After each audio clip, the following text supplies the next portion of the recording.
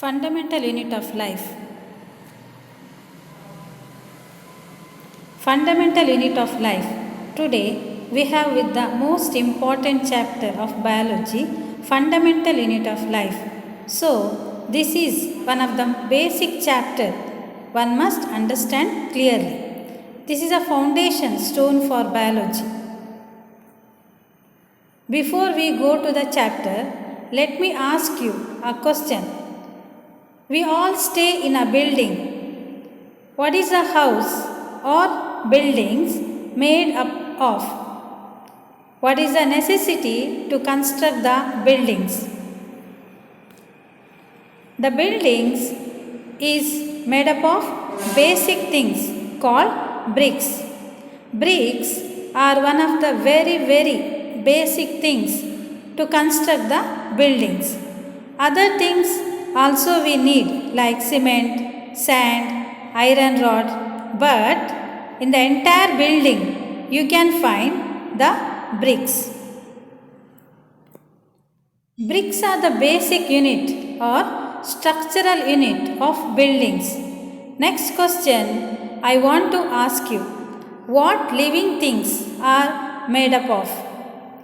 What do you mean by living things? Living things are those which have life. Plants, animals, and microorganisms are all living things. What do living things are made up of? Living things are entirely made up of cells. So, we have come to the topic cells. Each and every living system in this universe is made up of cells. Our living system is made up of cells. Like our buildings is made up of bricks, similarly, living things are made up of cells. Say for example, I am living system. Whatever you see me, like the skin, the hairs, the eyes, everything is made up of cells.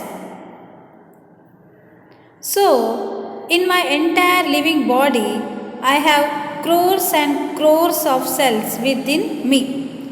My skin has cells, my hair has cells, everything is made up of cells. Similarly, in plants too, each and every part of the plant is made up of cells. In chemistry, I have told you every matter is made up of atoms. Now, I am telling you whatever living things made up of cells. Now, I am telling you that every living things made up of cells. This discovery of cells was done by a famous scientist called Robert Hooke.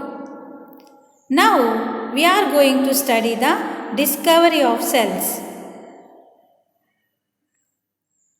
So, we know that every living matter is made up of cells. Now, who discovered the word cells? What do you mean by the word cell? Discovery of cell, Robert Hooke, 1665. He studied the cork cells of tree bark and these cork cells looked like honeycombs. Robert Hooke called each hole a small room. In Latin, room means cells. While examining a thin slice of cork, Robert Hooke saw that the cork resembled the structure of a honeycomb consisting of many little compartments. Cork is a substance which comes out on the bark of a tree. This was in the year 1665 when Hooke made this chance observation through a self-designed microscope. Robert Hooke called these boxes cells. Cell is a Latin word for a little room.